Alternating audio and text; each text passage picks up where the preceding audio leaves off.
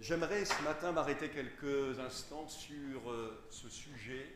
J'ai donné pour titre au message « Vivre l'unité ». L'unité, c'est bien d'en parler, on la recherche dans le monde, les gens s'efforcent de la rechercher. Alors, il y a une bonne nouvelle, c'est que dans le Seigneur, cette unité existe. Amen. Et ce matin, bien, je crois que nous en sommes une belle preuve. Des frères et sœurs en Christ qui ne se connaissent pas personnellement, mais qui, comme moi, je pense, ont eu ce sentiment de vivre là, dans ce temps de louange, l'unité. Et ça, c'est quelque chose d'extraordinaire que la Bible nous exhorte à cultiver, à entretenir et à préserver intact. Alors ce matin, j'aimerais partager donc quelques pensées. On va demander au Seigneur sa grâce et puis on va aller vers les textes de la parole. Merci Seigneur pour ces moments. Merci pour tous bien-aimés frères et sœurs et amis présents dans ce lieu ce matin.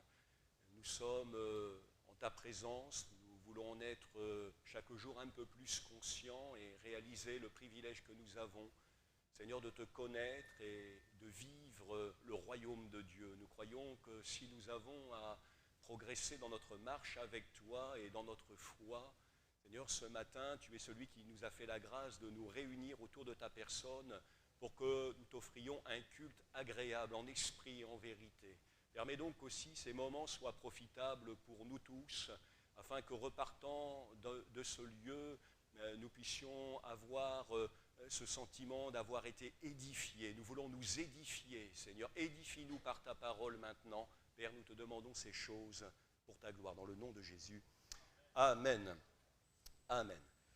Ce texte de l'Écriture que je vous propose en introduction, dans la première lettre aux Corinthiens, chapitre 1er, verset 10, il est écrit « Je vous exhorte, frères, par le nom de notre Seigneur Jésus-Christ, à tenir tous un même langage et à ne point avoir de division parmi vous, mais à être parfaitement unis dans un même esprit et dans un même sentiment. » Alors ça laisse entrevoir la suite du propos, et c'est vrai que cette thématique de l'unité va être évidemment abordée par l'apôtre Paul, compte tenu de ce qu'étaient aussi les besoins de l'Église de Corinthe. Je dirais de l'unité pour introduire qu'elle est en quelque sorte le ciment. Elle est vraiment le lien que nous sommes appelés à vivre, lien de l'esprit, qui est le produit, l'œuvre de l'Esprit de Dieu dans nos vies, au sein de son Église. Alors, je voudrais, oui, on peut regarder cette autre traduction. Nous allons aller vers elle dans quelques instants. La traduction du Sommeur nous dit « Je vous adresse une recommandation instante. C'est au nom de notre Seigneur Jésus-Christ que je le fais. Vivez tous ensemble en pleine harmonie. Ne laissez pas de division s'introduire entre vous. » Là, vous le savez, souvent, je mets l'accent, parce que la Bible met l'accent sur ce qu'est notre part de responsabilité. On peut bénir le Seigneur de ce que lui accomplit, ce qui nous est impossible. En revanche, le Seigneur est toujours celui qui nous associe à son œuvre, nous responsabilise pour que nous puissions veiller sur l'héritage qu'il nous a transmis. Je voudrais juste faire cette remarque, c'est que ce que l'apôtre Paul dit ne le dit pas en son propre nom, mais il le dit de la part du Seigneur. Et je crois que c'est quelque chose dont il nous faut être profondément imprégnés, c'est que les choses que nous partageons, alors si elles sont encore perfectibles parfois sur le plan humain, au-delà des paroles, au-delà des mots qui restent, bien, il y a cette volonté qu'a Dieu de nous fortifier et de nous amener à vivre toujours plus sa pensée, sa volonté. Et la préoccupation de l'apôtre Paul ici, c'est avant toute chose la préoccupation de notre Seigneur Jésus-Christ.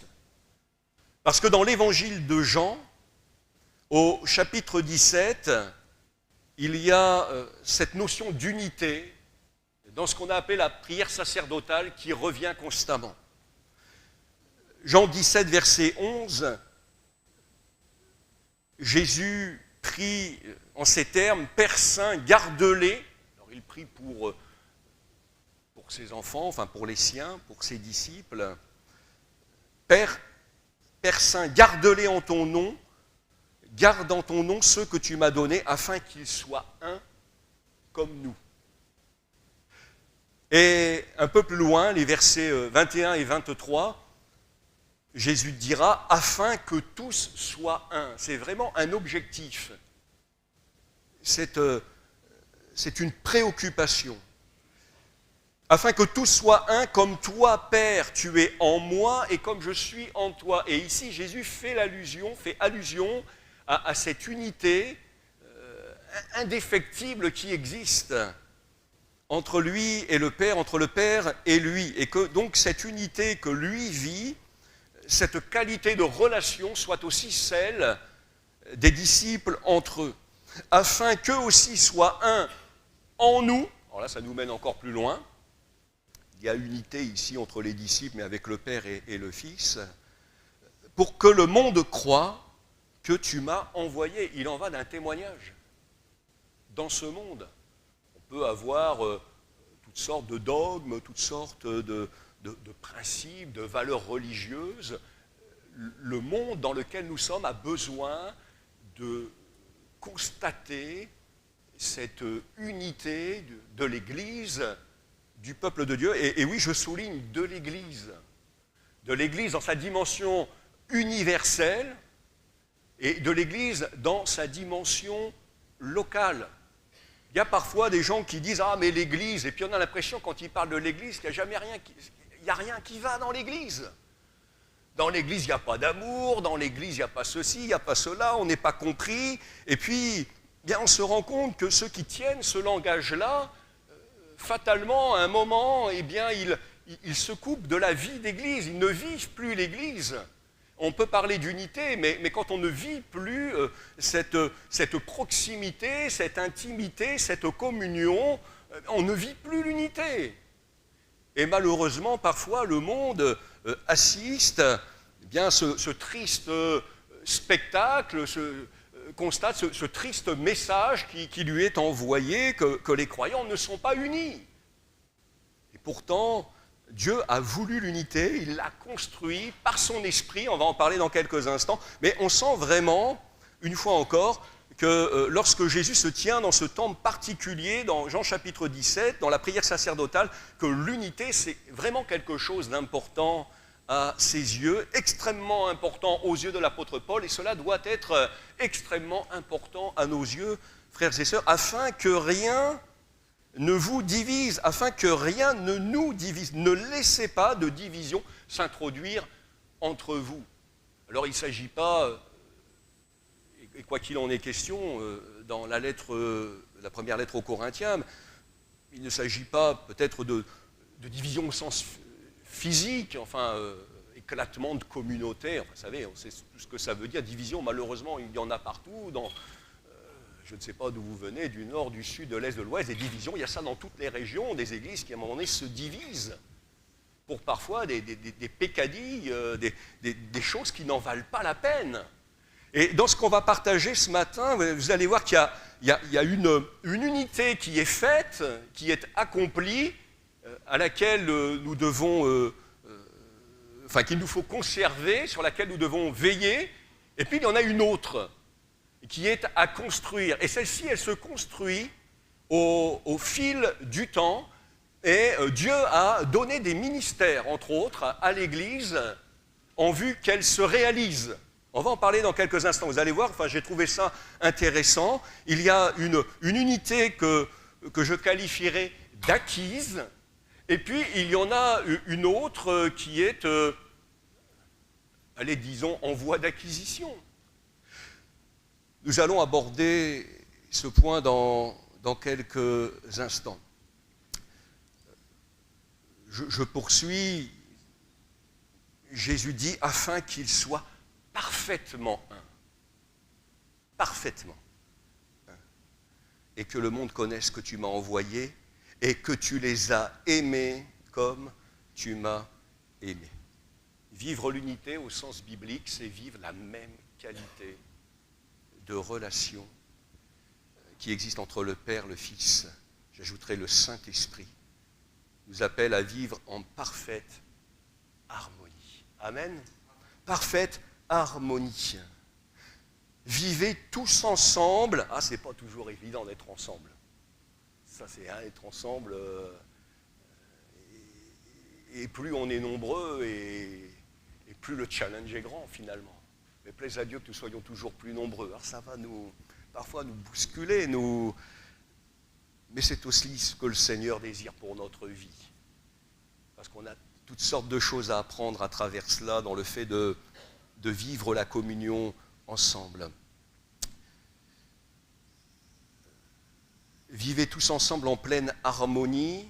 Harmonie, ça vient d'un mot grec qui peut être, donc harmonia, qui peut être traduit par accord. Il y a un accord. Alors le mot accord, vous savez, la langue française est riche, ça évoque bien des choses, mais j'écoutais les musiciens tout à l'heure, moi-même je suis un petit peu musicien, et un accord, c'est bien quand on joue tous les mêmes accords. Alors il y a d'autres musiciens, il y a plus qualifiés que moi dans la salle, mais c'est dommage quand on n'est pas accordé pareil. Vous connaissez l'expression, il faut accorder les violons. Et pas seulement les violons et guitares aussi, c'est un Bertrand, c'est important. Bruno. Mais oui, parce qu'on peut jouer les mêmes accords, mais si on n'est pas sur la même fréquence, ça ne va pas sonner juste.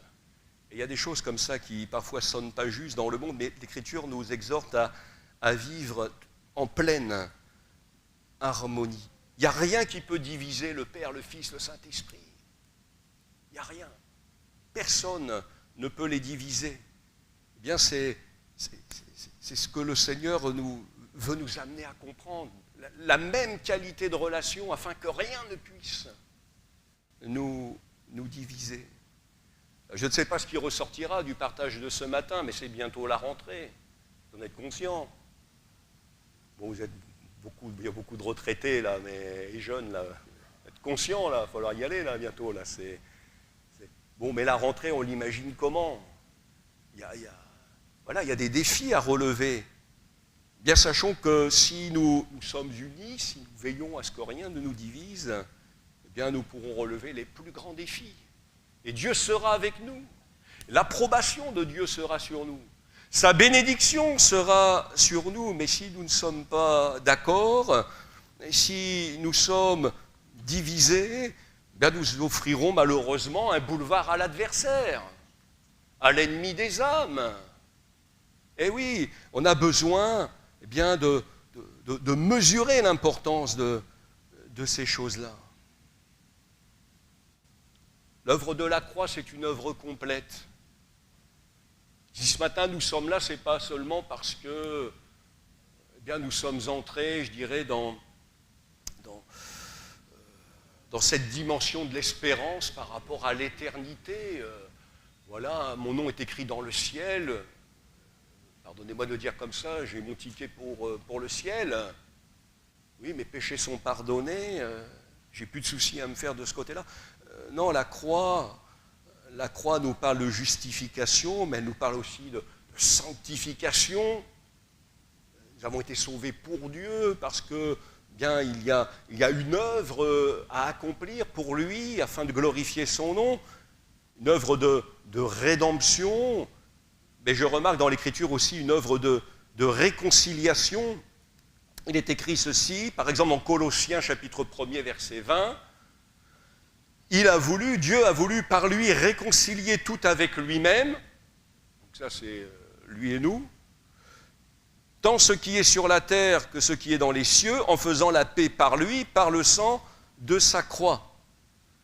Et vous qui étiez autrefois étrangers et ennemis par vos pensées, par vos mauvaises œuvres, il vous a maintenant réconciliés avec lui. Mais le message va plus loin. Dans Éphésiens chapitre 2, verset 15, vous savez, on dit des épîtres, ces lettres qu'écrivaient les premiers apôtres, qu'elles étaient circulaires, elles circulaient dans les églises. Et parfois, c'est précisé d'ailleurs, lorsque le responsable de l'église avait lu cette lettre à l'église, bien, il fallait la transmettre à un autre responsable d'église qui, à son tour, de la part des apôtres et donc du Seigneur, apporterait le même enseignement. Et donc, à l'église d'Éphèse, au chapitre 2, verset 15, en mettant l'évidence sur le fait, bien qu'à la croix, Jésus a voulu, par l'offrande de sa vie, mettre fin, accomplir bien tout ce qu'annonçait la loi en sa personne, bien de réconcilier les Juifs et les non-Juifs, par exemple. Vous savez qu'il n'y avait pas de contact, il n'y avait pas de relation. Il y avait souvent de la défiance. Un jour, on a dit à l'apôtre Pierre, tu es allé manger chez les païens. Il n'y avait pas de contact entre Juifs et Samaritains. Mais l'apôtre Paul va dire bien qu'à la croix, le Seigneur a établi la paix et a voulu les réconcilier. A voulu réconcilier les peuples. A voulu faire tomber un mur d'inimitié, en établissant la paix, de les réconcilier l'un et l'autre, donc le juif et le non-juif, en un seul corps, avec Dieu par la croix, en détruisant par elle l'inimitié. Un seul corps. Et là, il y a la notion d'église, au sens spirituel. On ne parle pas simplement d'une communauté religieuse, d'un bâtiment qui accueille des personnes qui participent à un programme, mais il y a une réalité spirituelle, et cette réalité spirituelle, c'est l'unité. Un seul corps.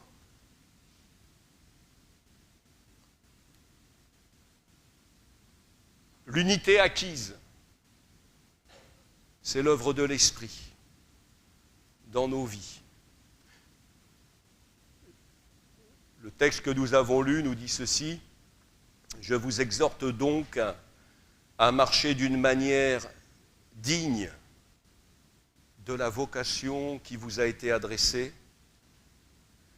en toute humilité et douceur, avec patience, vous supportant les uns les autres avec amour, vous efforçant. Où est-ce qu'on a vu qu'il n'y avait pas d'effort à faire? Ah, la vie chrétienne, il n'y a pas d'effort. Tout est grâce. Il n'y a pas d'effort. Mais moi, ici, je vois le contraire. Ah oui, il n'y a pas d'effort à faire pour obtenir le ciel. Il faut croire. Il n'y a pas d'effort à faire pour recevoir le pardon, dans le sens, si effort il y a, c'est celui de croire. C'est celui d'accepter de se repentir de ses péchés, mais clairement, personne ne pouvait offrir à Dieu le prix de son rachat. C'est dans ce sens, je dis, il n'y a pas d'effort. C'est par la grâce que vous êtes sauvés, par le moyen de la foi. Cela ne vient pas de vous, c'est le don de Dieu.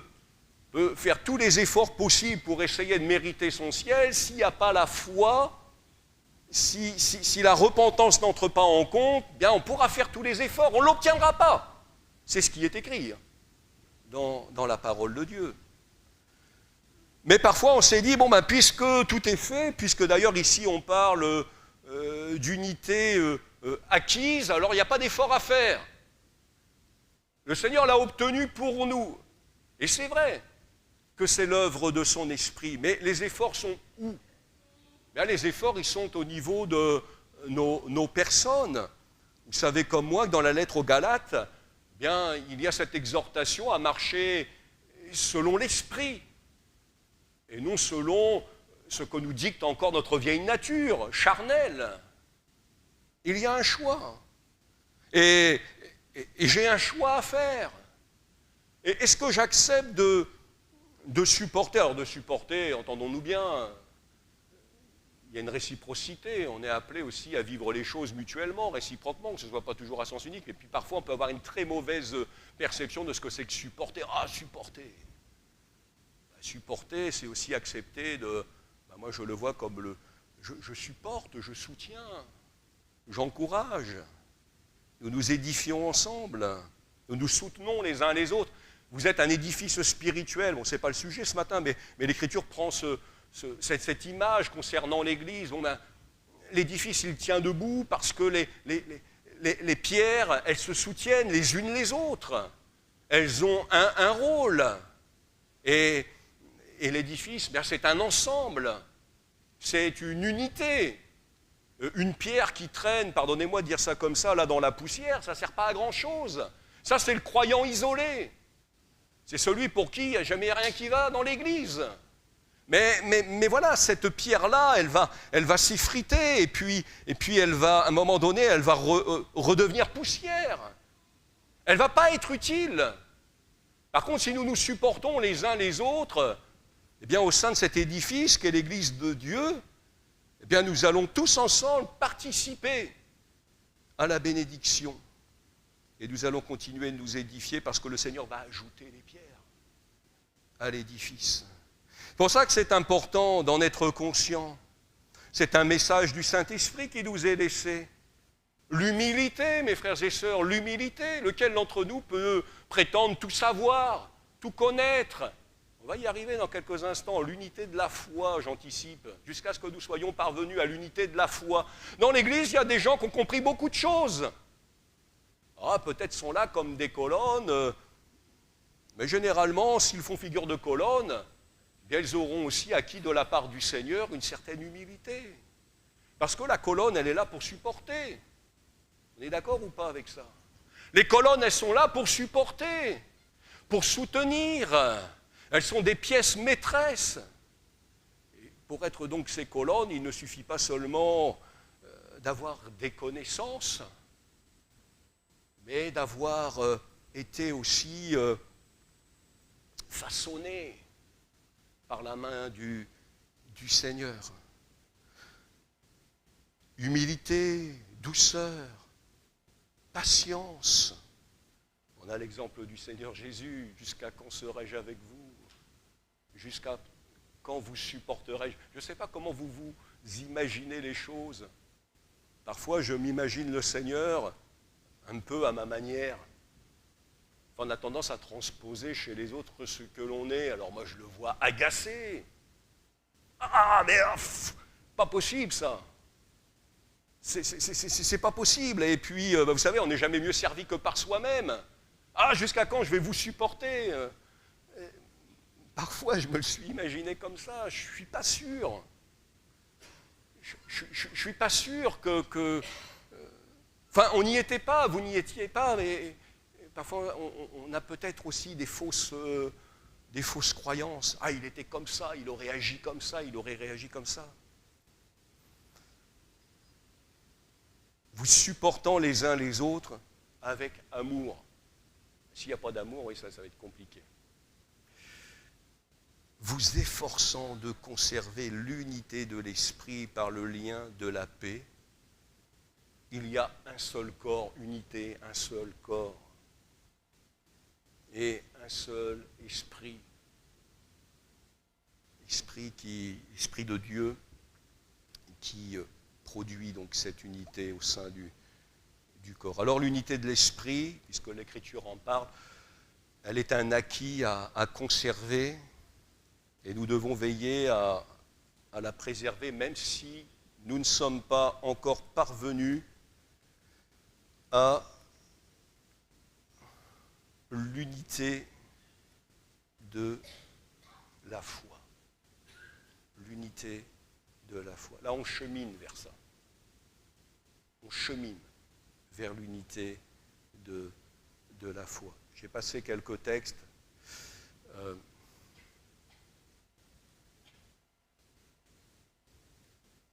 Voilà, je suis perdu, là. Je suis à la fin du message. Ça arrive, hein. Parfois, je me plains des personnes, il n'a pas mis la bonne diapo. Là, vous voyez, je peux m'en prendre qu'à moi. C'est moi qui ai la commande en main. Un seul corps, oui, vous voyez, bon, tous ces textes, peut-être je vais passer rapidement dessus, mais nous avons tous en effet été baptisés dans un seul esprit pour former un seul corps. Un seul corps. Juifs, grecs, esclaves, libres, nous avons tous été abreuvés d'un seul esprit. Maintenant, donc, il y a plusieurs membres, d'accord, mais il y a un seul corps. Aux Galates, Paul dit, il n'y a plus ni juif ni grec, ni esclave ni libre, il n'y a plus ni homme ni femme, car vous êtes tous un en Jésus-Christ. Et la plus belle mention qui est faite de cette réalité, je crois, est dans le livre des Actes des Apôtres, au chapitre 4, verset 32, « La multitude de ceux qui avaient cru n'était qu'un cœur et qu'une âme. » C'est beau ça quand même. Ah, béni soit Dieu. Alors oui, je disais, ce défi de conserver l'unité de l'esprit, même si nous ne sommes pas encore parvenus à l'unité de la foi. Parce que si on ne conserve pas l'unité de l'esprit, on ne va pas arriver à atteindre ensemble l'unité de la foi. Ce qui est intéressant, c'est que l'unité de l'esprit, il en est question dans Éphésiens 4, les versets 1 à 3. Donc ça, voilà, les choses sont posées, elle est là, elle existe, elle est acquise, il faut veiller, il faut la conserver. Et donc l'étape d'après, eh bien, c'est comment on va pouvoir ensemble atteindre la maturité spirituelle, la stature parfaite de Christ, parce que c'est souvent sur ces points-là que les gens sont divisés. C'est à partir du moment où on a l'impression qu'on sait tout, que les autres ne savent rien, bien qu'on décide de se diviser. Il ne faut pas tomber dans le piège. Dans Éphésiens chapitre 4, donc versets 12 et 13, où vous pourrez relire plus en détail ce chapitre 4, dans les versets qui précèdent, il est question du Seigneur qui a fait des dons aux hommes, des ministères.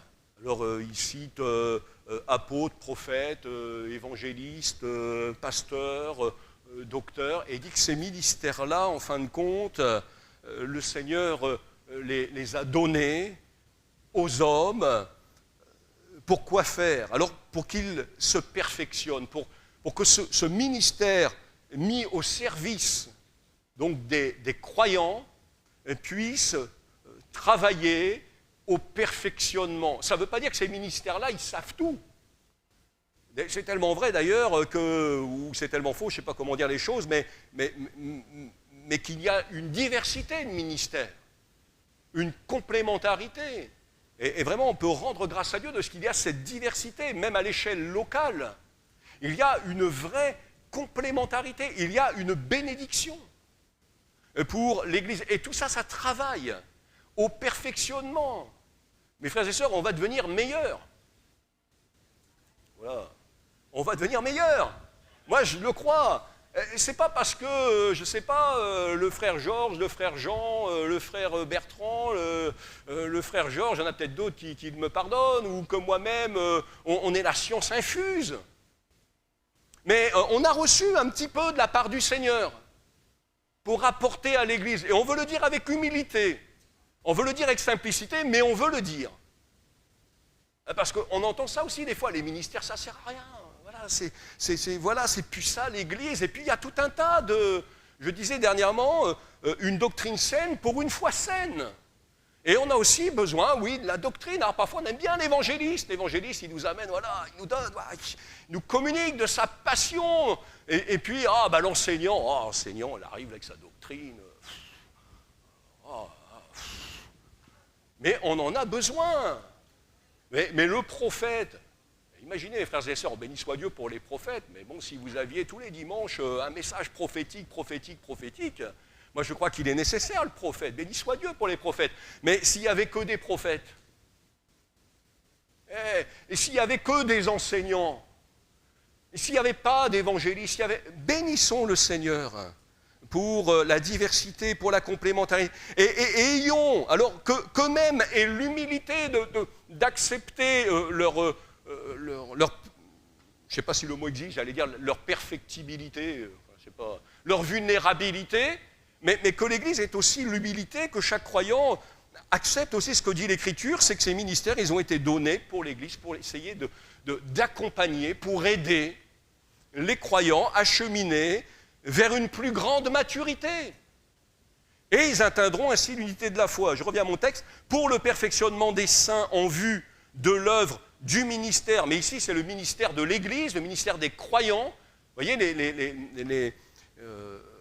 les ministères donnés à l'Église sont là pour former, pour équiper, pour encourager, de sorte que le peuple de Dieu va pouvoir accomplir la tâche que le Seigneur lui a confiée. Et c'est ainsi que l'Église s'édifie. L'Église, elle ne s'édifie pas sur la base d'un ministère, suspendu aux lèvres d'un ministère. Non, non. Elle va s'édifier et elle va travailler à son édification lorsqu'elle va entrer dans le travail pour Dieu, dans le ministère de l'Église. Et les ministères de la parole sont là pour encourager en ce sens. Mais que dit l'Écriture? La finalité, jusqu'à ce que nous soyons tous parvenus à l'unité de la foi. C'est pour ça que je dis, cette unité-là, nous sommes en marche vers elle. Jusqu'à ce que nous soyons tous parvenus à l'unité de la foi et de la connaissance du Fils de Dieu. Je vais prendre des exemples très simples, je ne les ai pas notés, mais vous avez certainement en mémoire ces passages de l'Écriture. Lorsque, à plusieurs reprises, l'apôtre Paul va prendre des exemples très pratiques à propos du respect de certaines prescriptions. Est-ce qu'il faut respecter ça? Est-ce qu'il faut observer telle règle ou pas telle règle? Est-ce qu'il faut manger de ceci? Est-ce qu'il faut éviter de manger de cela? Alors on sait que ça a déjà été un grand débat, ça. Dans le livre des Actes des Apôtres, on le voit, il y a eu au niveau des apôtres des grandes discussions avec les anciens des églises, etc. Et à un moment donné, on va dire, il a paru bon au Saint-Esprit et à nous, vous voyez, humilité, de vous dire, voilà, comment vous devez vous conduire. Mais souvent, l'apôtre Paul a cette préoccupation de dire, mais soyez pas divisés sur ces choses-là. Finalement, vous pensez un petit peu différemment. Attention, on ne parle pas ici de vérité fondamentale. Ici, on ne parle pas, j'évoquais dernièrement, on est dans le contexte de la saine doctrine. Mais là où ça devient problématique, c'est quand on érige ses opinions personnelles, ses points de vue en doctrine. Et c'est ça qui divise. Et l'apôtre Paul dira attention avec ça. Veillez à conserver l'unité de l'esprit, parce que l'essentiel n'est pas là. Et vous risquez bien de tomber dans un piège qui est celui de l'ennemi, qui cherche, lui, à diviser, à mettre à plat le travail que vous réalisez ensemble. Et je crois qu'il faut être attentif à cela. Et l'apôtre Paul va dire, bien aux plus expérimentés, de faire des efforts.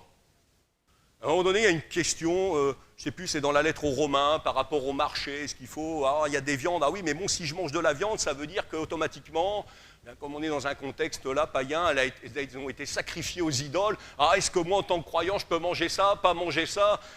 L'apôtre Paul a l'air de dire, en Jésus-Christ, ayez un petit peu plus de liberté, ne soyez pas arc-boutés sur des choses. Il dit, maintenant, si tu sais que ça va être un problème pour ton frère, pour ta sœur, toi, il n'y a pas de problème dans ta tête.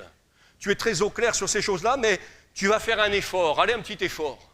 Et tu vas dire, peut-être il n'a pas compris, mais moi, je ne veux pas être une pierre d'achoppement pour lui. Je ne veux pas qu'il ait de mauvaises interprétations de ce que je fais. Et je ne veux pas que ma liberté, elle devienne pour lui une pierre d'achoppement, une occasion de chute. Mais si je suis là, droit dans mes bottes, raide, c'est moi qui ai raison, peut-être que tu as raison. Mais l'autre, il n'est pas parvenu au même degré de connaissance que toi. Alors, qu'est-ce que tu vas faire? Tu vas être là, et puis l'autre qui n'a pas compris n'est pas dans le même registre que toi. Alors, il va dire, c'est moi qui ai raison. Et à un moment donné, qu'est-ce qui va se passer? C'est que les gens, ils vont être divisés. Ils vont continuer de se saluer, enfin, on espère. Mais voyez, on aura ouvert une porte à la division. Mais si on comprend bien qu'on est tous en marche, il y a des gens qui ont de l'expérience, il y a des gens qui ont reçu des lumières de la part du Seigneur, il y en a d'autres, ils arrivent au monde spirituellement, qu'est-ce que vous voulez attendre d'eux? C'est vrai que parfois les apôtres se sont peut-être pour le coup un peu agacés de ce que les gens tardaient à grandir. Ben, que voulez-vous, c'est comme ça, c'est l'Église. Et j'ai envie de dire, c'est le travail, allez, c'est le boulot des ministères, ça, pour le coup. D'essayer, d'aider. Vous voyez, ce matin, dans ce que je fais, j'essaie, l'air de rien, de nous aider. Voilà, pour appréhender cette rentrée dans de bonnes conditions. Dans Éphésiens chapitre 4, verset 12, alors ça c'est la traduction parole de vie, c'est ce qu'on appelle du français fondamental, c'est la Bible en 3000 mots. Alors, oui, alors bon, ça vaut ce que ça vaut, mais ça rend le message accessible. Alors c'est la Bible, hein, mais bon, parfois, vous savez, on a tous nos sensibilités. Ce que je veux dire, c'est qu'en tout cas, on comprend ici peut-être un peu mieux. Alors tous ensemble, vous voyez, l'idée c'est tous ensemble, nous aurons peu à peu une même foi et une même connaissance du Fils de Dieu. Alors je fais juste une parenthèse, quand je dis peu à peu, on ne part pas de rien ici. On part de cette expérience commune où nous avons accepté le Seigneur, où nous l'avons vu agir dans notre vie. Nous sommes enfants de Dieu comme nous l'avons chanté, mais après, eh bien, nous aurons à cheminer et à progresser chaque jour un peu plus dans la connaissance du Seigneur pour parvenir à la même connaissance du Fils de Dieu. Je vais terminer. Je ne sais pas si j'ai mis ce texte. Non. Je vais le citer. Quelque chose que je trouve intéressant dans le livre des Actes au chapitre 18 au verset 25. À un moment donné, il y a un homme qui se nomme Apollos qui arrive là, dans le livre des Actes des Apôtres, et on sait que cet homme-là, il va progresser, puisque justement à Corinthe, des années après, certains disaient moi je suis de Paul, d'autres moi je suis de Céphas, et moi d'Apollos. Apollos, homme éloquent. Vous voyez, Apollos, il avait cette qualité, lorsqu'il prêchait la parole, qu'est-ce qu'il parle bien. Enfin bon, il ne s'agit pas, alors on béni soit Dieu pour ceux qui parlent bien, mais au-delà bien de cette éloquence, il y a l'éloquence de Dieu, l'éloquence spirituelle, celle qui parle au cœur, celle qui interpelle. Eh bien, il nous est dit d'Apollos, alors qu'on le découvre, il était instruit dans la voie du Seigneur et fervent d'esprit. Vous voyez, on part, il y a cette base-là. On part de quelque chose. Instruit dans la voie du Seigneur, fervent d'esprit, il annonçait et enseignait avec exactitude ce qui concerne Jésus, bien qu'il ne connût que le baptême de Jean. Surprenant, mais vous voyez, Apollos n'avait pas encore été, je ne sais pas, sensibilisé, enseigné à propos du baptême au nom du Seigneur Jésus. Et il nous est dit, il se mit à parler librement dans la synagogue. Aquilas et Priscille, oh, tais-toi, t'es pas baptisé. Je fais une parenthèse là. Et parfois, il y a des frères et sœurs, ils ne sont pas baptisés au milieu de nous, ils prennent la Sainte Seine. Là, j'ouvre une parenthèse, je la referme immédiatement. Mais les frères et sœurs, comprenons qu'il y a des gens qui sont là dans les cultes, ils ne connaissent pas. Ils vivent quelque chose. Ils vivent un temps de Dieu. On ne va pas encourager l'erreur, ce n'est pas du tout mon propos. Il faut que les gens soient enseignés, il faut que les gens comprennent. Alors parfois, des gens prennent la Sainte Seine comme ça. Ils n'ont pas été baptisés. Moi, je pense que pour prendre la Sainte Seine, effectivement, il faut être baptisé. Parce qu'il y a une cohérence dans ce que nous annonçons à travers le moment de la Sainte Seine. Donc je me suis engagé en tant que disciple du Christ et je concrétise cet engagement en étant baptisé. Mais ce que je veux dire, s'il vient, un ami, une personne d'un autre horizon religieux ou quelqu'un qui tout simplement s'approche de Dieu, se lève, prend la Sainte Seine, on ne va pas lui sauter dessus. Ah, il ne faut pas que tu la prennes. On aurait mieux éviter. Bon, je sais que ça se fait partout. Mais mes frères et sœurs, mettons un peu de sagesse dans nos manières de faire. Il ne va pas aller en enfer parce qu'il a pris la coupe ou parce qu'il a pris le vin, parce qu'elle a pris la coupe ou parce qu'elle a pris le vin. Non, non, non, non, non. Retirez-vous ça de votre tête. Il va falloir tout simplement dire, tiens, je t'ai vu ce matin participer au repas du Seigneur, peut-être amené de manière habile, alors tu t'es engagé avec Dieu. Et comment ça, je me suis engagé avec Dieu? Je t'ai baptisé. Ah ben, je t'ai baptisé quand j'étais petit, tout ça. Non, mais on ne parle pas de ce baptême-là, mais tu sais ce que la Bible dit par rapport au baptême. Et puis d'expliquer tranquillement. Eh bien, c'est ce qui se passe. Aquilas et Priscille, l'ayant entendu, le prirent avec eux, ils lui exposèrent plus exactement la voix de Dieu. Et ils n'ont pas taillé à la serpe. Et on a besoin de la grâce de Dieu aussi, parce que, voilà, les gens ne peuvent pas tout savoir comme ça du jour au lendemain. Et je dirais même parfois ils y mettent un peu plus, peut-être même plus de crainte que nous. Ah, nous, dans nos habitudes, nos routines, veillons déjà sur notre propre cœur. Alors, ben voilà, je termine.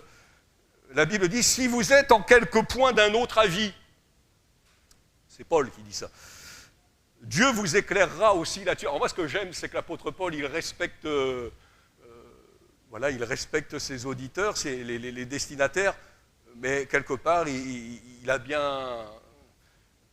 Enfin, il a des convictions. Parce qu'il dit, de toute façon, Dieu vous éclairera aussi là-dessus. Mais il dit, seulement au point où nous sommes parvenus, marchons d'un même pas. Donc ça veut dire, bon, on n'est pas encore d'accord sur tout, on n'a pas encore réalisé l'unité de la foi, on y travaille, on est en marche. Mais ce qui est important, c'est qu'au stade où on en est, dans ce qu'on vit, ben, c'est surtout de conserver l'unité de l'esprit. Et ça, moi, je pense que ça nous parle de ça, là. Ça ne marche plus, ça. Marcher d'un même pas, au point où nous sommes parvenus. Alors, j'ai noté, unité ne veut pas dire uniformité. Pourquoi? Parce que marcher d'un même pas, ça ne veut pas dire marcher au pas. J'ai grandi dans une église, garantie, il fallait que ça marche au pas. Et voilà, le cap il est donné, mais il ne s'agit pas seulement d'aller vers le cap, c'est qu'il faut quand même que ça marche au pas, au même rythme. Est-ce que le pasteur peut attendre que tous marchent à son pas? Est-ce que c'est parfois pas même au pasteur? Même, moi, vous savez, quand je piétine, j'ai mal aux jambes. Parfois, c'est pénible, c'est vrai. Ça va pas assez vite. On voudrait que ça aille plus vite. Alors, quand on veut que ça aille vite, le Seigneur, il s'occupe de nous, puis il nous envoie là où il sait que on va pas aller très vite. Et on décante tranquillement, on apprend à... Eh oui, Dieu se charge de notre formation. Mais je crois que c'est important. Il n'est pas question de marcher au pas, mais de marcher d'un même pas, c'est-à-dire on a le même objectif, on a la même motivation. Le grec dit seulement au point où nous sommes parvenus, marchons d'accord. Ça nous donne une autre perspective, ça. Pour d'accord, c'est-à-dire on est d'accord en fait sur le fond. On est d'accord pour tendre au meilleur. On est d'accord pour aller, pour atteindre la stature parfaite de Christ. Soyons d'accord sur ces choses-là. Oui, j'ai noté que le meilleur moyen d'être divisé, s'il faut en parler, c'est de vouloir imposer aux autres le pas qui nous correspond. Ça, c'est le meilleur moyen d'être divisé. Vouloir imposer aux autres le pas qui nous correspond. Les gens ne marchent pas tous à la même vitesse. Ils ne comprennent pas tous à la même vitesse. Moi, je suis quand même surpris quand les apôtres écrivent des textes du genre « Je vous ai donné du lait et non de la nourriture solide parce que vous ne pouviez pas la supporter. Et maintenant même, vous ne pouvez pas la supporter. » des textes comme vous qui devriez être depuis longtemps des maîtres, vous avez encore besoin qu'on vous enseigne les rudiments de la vie chrétienne. Force est de constater que les gens ne comprennent pas tous à la même vitesse. Ils ne progressent pas tous à la même vitesse. Et l'important, c'est de marcher dans la même direction. C'est d'être entraîné par le même zèle pour atteindre le même but. Alors, je termine comme j'ai commencé. Paul dit, vous efforçant de conserver l'unité de l'esprit par le lien de la paix. Un dernier texte, voilà, ça c'est un peu une manière de conclure, tant pour l'apôtre Paul que pour moi, que le Dieu de la persévérance et de la consolation vous donne d'avoir les mêmes sentiments les uns envers les autres selon Jésus-Christ, afin que tous ensemble, d'une seule bouche, vous glorifiez le Dieu et le Père de notre Seigneur Jésus-Christ.